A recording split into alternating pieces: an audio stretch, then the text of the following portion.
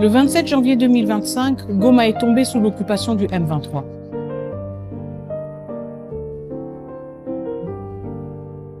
Ce jour-là, la violence a franchi un seuil.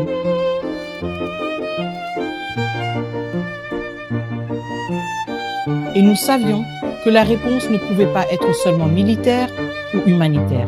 Elle devait aussi être politique et elle devait être diplomatique. Face à l'agression rwandaise dans l'est de la République démocratique du Congo, nous avons fait un choix clair. Ne pas subir, ne pas nous taire et ne jamais banaliser ce qui était en train de se produire. Nous avons décidé de porter la vérité avec constance et méthode là où elle devait être entendue. Sous l'impulsion du président de la République, son Excellence Félix-Antoine Tshisekedi Tshilombo, et sous la conduite de la Première ministre, son Excellence Judith Suminwa Tuluka, notre diplomatie s'est pleinement mobilisée pour une raison essentielle. Faire reconnaître la réalité des faits, défendre le droit international et replacer la crise congolaise au cœur des responsabilités internationales. Il s'agissait de parler au nom des populations meurtries, mais aussi d'exiger que chacun assume ses obligations. Cette mobilisation n'a pas été ponctuelle. Elle a été structurée, continue et résolument mondiale. Notre diplomatie a mené une offensive diplomatique en Afrique, en Europe, en Asie, dans les Amériques et bien au-delà. Nous avons travaillé étroitement avec le corps diplomatique accrédité à Kinshasa. Nous avons porté notre message dans les enceintes africaines, à l'Union africaine, au sein de la SADC, de la CEAC, de l'EAC et de la CIRGL. Nous avons engagé des démarches constantes auprès de l'Union européenne. Nous avons plaidé auprès des partenaires en Asie et dans les Amériques.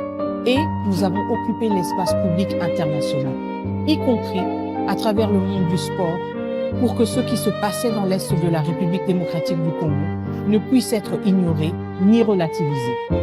Cette démarche a demandé de la rigueur, de la persévérance et de la clarté. Et elle a porté ses fruits.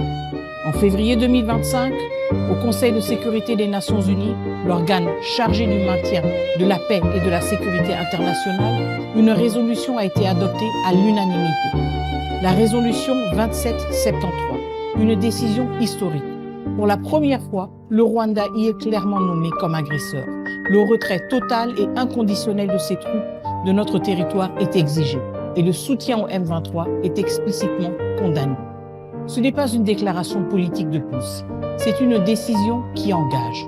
Mais notre action ne s'est pas arrêtée à New York. Des sanctions ont été adoptées par les États-Unis, par l'Union européenne et par le Canada. Des coopérations militaires et sécuritaires avec le Rwanda ont été suspendues. Au Conseil des droits de l'homme des Nations Unies, l'organe chargé de veiller au respect des droits fondamentaux à travers le monde, 2 résolutions ont également été adoptées. Elles condamnent clairement le soutien du Rwanda au M23 et elles permettent l'opérationnalisation d'une commission internationale indépendante d'enquête. Cette commission a une mission précise, établir les faits, documenter les crimes et les violences commis dans l'Est de la République démocratique du Congo et identifier les responsables et préserver les preuves. C'est un outil essentiel pour les victimes. C'est aussi un message clair. Les violations graves des droits humains ne peuvent ni être effacées par le silence, ni diluées dans le temps. Dans cette dynamique, l'accord de paix signé à Washington DC le 4 décembre dernier constitue une étape décisive. Cet accord n'est pas un texte de principe. Il traduit le droit international et les engagements régionaux en mécanismes concrets. Il organise le retrait effectif et vérifiable de toute force étrangère présente illégalement sur notre territoire. Il encadre le désarmement et la neutralisation des groupes armés. Et il protège la souveraineté et l'intégrité territoriale de la République démocratique du Congo. Mais surtout, il introduit un cadre de suivi, de vérification et de responsabilité, destiné à prévenir toute résurgence de la violence et à garantir que les engagements pris soient respectés. Depuis le début, notre message est resté constant.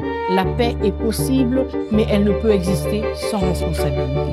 La République démocratique du Congo a assumé la sienne, avec sérieux et constance, mais en s'engageant de bonne foi dans tous les efforts diplomatiques. Et nous continuerons à mobiliser la communauté internationale non par appel à la compassion, mais au nom du droit, de la vérité et des responsabilités partagées. Parce que le Congo a nommé les faits, parce que le Congo a refusé les faux équilibres et parce que le Congo a amené chacun à assumer ses responsabilités. Notre diplomatie vise un impact concret sur la vie des Congolaises et des Congolais, y compris celles et ceux qui vivent ou se trouvent à l'étranger.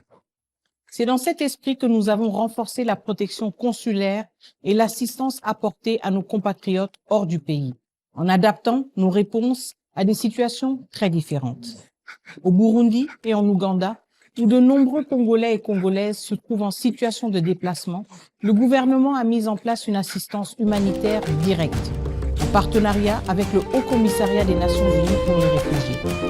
Il s'agit d'une démarche nouvelle du gouvernement, conçue pour répondre de manière plus structurée et plus durable aux besoins des populations concernées, en complément des efforts déjà déployés par la Fondation de la distinguée Première Dame et par le FONAREV. Dans d'autres contextes, notamment en Russie, en Iran ou au Liban, notre action a porté sur la facilitation du rapatriement ou de la relocalisation de membres de la diaspora congolaise confrontés à des crises sécuritaires ou politiques. L'objectif, là aussi, était clair: protéger nos compatriotes et leur permettre de traverser ces situations dans la dignité. Parce que la diplomatie ne s'arrête pas aux frontières. Elle s'adresse à tous les Congolais, où qu'ils se trouvent. C'est dans cette logique que l'action du ministère des Affaires étrangères contribue à une vision plus large, celle d'une nation qui protège ses citoyens, valorise sa diaspora et considère chaque Congolaise et chaque Congolais comme une partie intégrante de son avenir. Le 3 juin 2025, la RDC a été élue membre non permanent du Conseil de sécurité des Nations Unies pour la période 2026-2027, avec un très large soutien, 183 voix sur 187.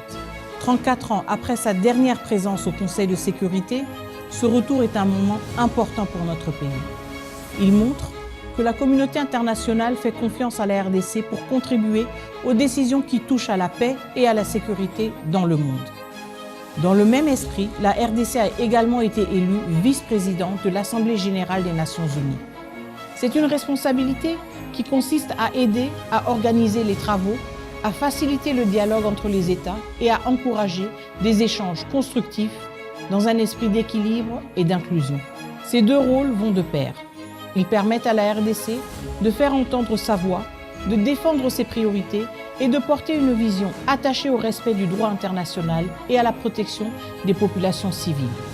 Concrètement, pendant sa mandature au Conseil de sécurité, la RDC mettra l'accent sur plusieurs priorités. Soutenir des programmes efficaces de désarmement, démobilisation et réintégration pour aider les pays sortant de conflits à retrouver une paix durable, participer aux discussions sur l'avenir des opérations de maintien de la paix, afin qu'elles soient mieux adaptées aux réalités du terrain, défendre le respect de la Charte des Nations Unies et du droit international comme base d'un système international crédible, mettre en avant le rôle des femmes et des jeunes dans la prévention des conflits et la construction de la paix, souligner les liens entre paix, climat et développement et le rôle que la RDC peut jouer dans la transition écologique, promouvoir les droits de l'homme et la démocratie comme condition pour une stabilité durable. Cet engagement ne se limite pas au Conseil de sécurité. La RDC poursuit également son action en tant que membre du Conseil des droits de l'homme des Nations Unies et du Conseil de paix et de sécurité de l'Union africaine, afin de contribuer au niveau mondial comme africain aux efforts en faveur de la paix, de la sécurité et de la dignité humaine. Notre conviction est simple.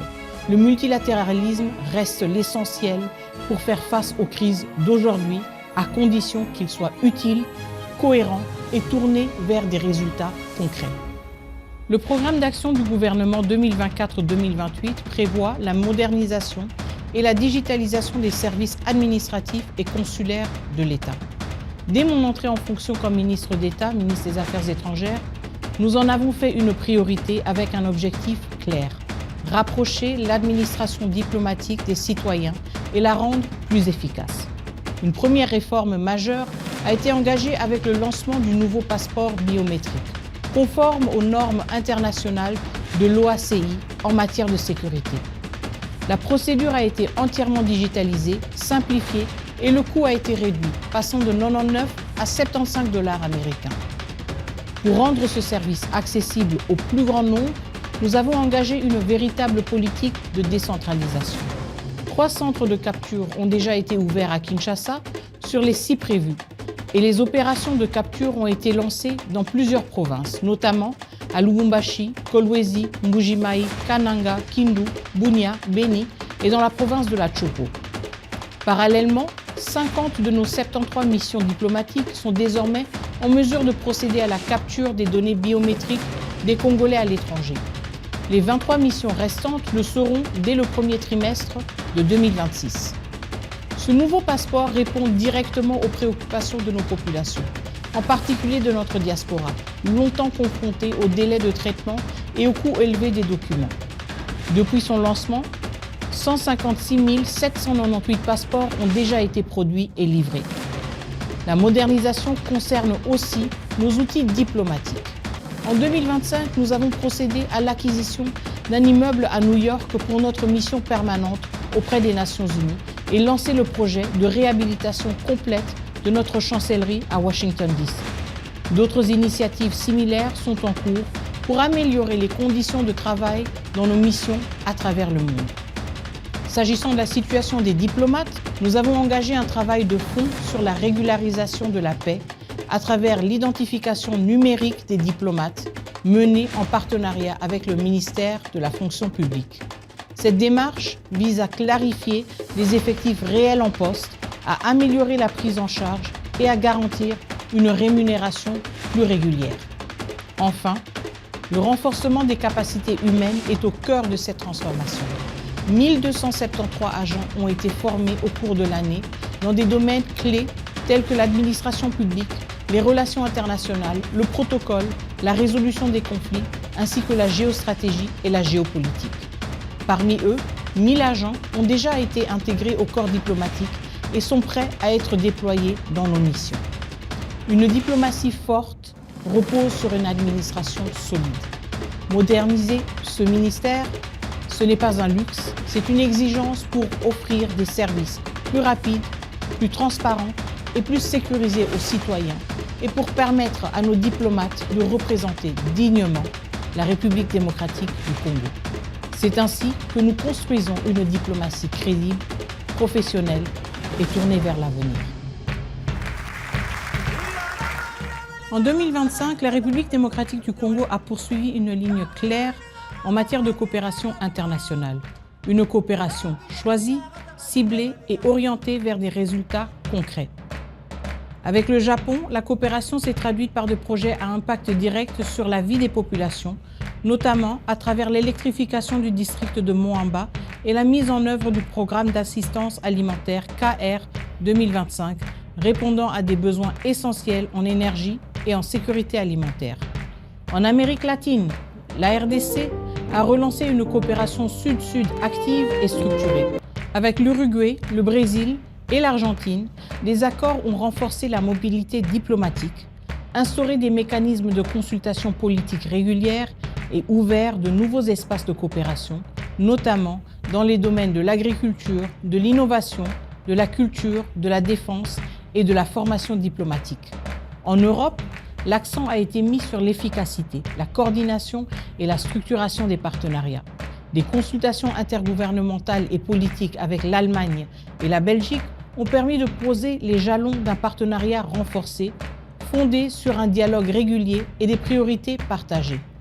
À Bruxelles et à Luanda, le dialogue entre l'Union africaine et l'Union européenne a été approfondi, notamment sur les questions de femmes, paix et sécurité, ainsi que sur l'urgence humanitaire dans l'est de la RDC. Le corridor de Lobito a été porté comme un projet structurant de partenariat avec l'Union européenne, en lien avec l'intégration régionale, les chaînes de valeur et la souveraineté logistique. La mise en place d'un corridor humanitaire neutre a également été défendue comme une priorité. Avec le Qatar, la coopération a franchi une nouvelle étape. La conclusion de plusieurs accords a permis d'élargir la coopération à des domaines clés tels que la diplomatie, la justice, la jeunesse, les transports et l'action humanitaire. Cette dynamique a été renforcée par un accord d'exemption réciproque de visa pour les détenteurs de passeports diplomatiques et spéciaux. Avec la Chine, la RDC a consolidé un dialogue structuré et tourné vers l'avenir. Lors du forum sur la coopération sino-africaine tenu à Changsha, nos priorités ont été clairement portées, notamment en matière d'investissement, de projets structurants et de transfert de technologies, dans une logique de partenariat équilibré et mutuellement bénéfique. Avec les États-Unis, la relation bilatérale a connu une avancée significative. La signature d'un accord de partenariat stratégique a permis d'élever le niveau de la coopération et d'ouvrir de nouvelles opportunités à travers un cadre d'intégration économique régionale et un mémorandum d'entente en matière de sécurité assorti d'un mécanisme de suivi concret. Avec le Burundi, la coopération a été renforcée dans le domaine de l'agriculture afin de soutenir la résilience économique et alimentaire des populations et de promouvoir un développement rural durable. Avec la Serbie et le Kazakhstan, des mécanismes de consultation politique régulière ont été formalisés, accompagnés d'accords de coopération entre les académies diplomatiques, renforçant la formation, la recherche et le dialogue institutionnel. Le message est resté constant. La coopération de la République démocratique du Congo n'est pas dispersée. Elle est structurée et elle s'inscrit dans une vision de paix, de développement et de souveraineté. En 2026, cette dynamique se poursuivra avec la même exigence et le même cap, des partenariats utiles, complémentaires et responsables. Dans la continuité du programme d'action du gouvernement, qui demeure notre principale référence, l'année 2026 sera celle de la mise en œuvre et de la consolidation. Les cadres sont posés, les responsabilités sont claires. Notre première priorité restera la mise en œuvre complète et rigoureuse des accords de paix et des instruments internationaux qui les soutiennent, notamment la résolution 2773 du Conseil de sécurité, dans une logique de suivi, de responsabilité et de protection des populations. Dans le même temps, la République démocratique du Congo assumera des responsabilités multilatérales accrues, au sein des Nations Unies comme dans les cadres africains, avec une approche principielle, constructive et orientée vers des résultats concrets. Sur le plan régional, la RDC continuera de jouer un rôle actif, notamment à travers la conférence internationale sur la région des Grands Lacs, afin de soutenir les approches coordonnées et durables face aux défis sécuritaires, humanitaires et politiques dans la région. Nous poursuivrons également le renforcement de partenariats solides et diversifiés, dans un esprit de complémentarité entre nos différents partenaires afin de mobiliser des coopérations et des investissements utiles au développement du pays. S'agissant de la francophonie, la République démocratique du Congo entend renforcer de manière résolue son rôle au sein de l'Organisation internationale de la francophonie. En tant que l'un des principaux États membres de l'espace francophone, la RDC s'engagera en 2026 pour une francophonie plus réactive et plus redevable à ses États membres. Cela passera, entre autres, par un renouvellement de son leadership, afin de mieux répondre aux attentes et aux valeurs des États membres et d'ouvrir une nouvelle dynamique de transformation. Une attention particulière restera portée à nos compatriotes à l'étranger, à travers des ambassades et des consulats mieux soutenus, mieux équipés et plus performants, capables d'offrir une assistance renforcée et des services consulaires améliorés, notamment pour l'accès aux documents de voyage comme le passeport. Enfin, nous poursuivrons des réformes structurelles ambitieuses de notre appareil diplomatique avec la digitalisation des services, un investissement accru dans le personnel et des exigences plus élevées en matière de performance, de professionnalisme et de redevabilité. C'est avec cette méthode et cette exigence que je poursuivrai mon action aux côtés du gouvernement et sous l'autorité du président de la République. Je vous remercie.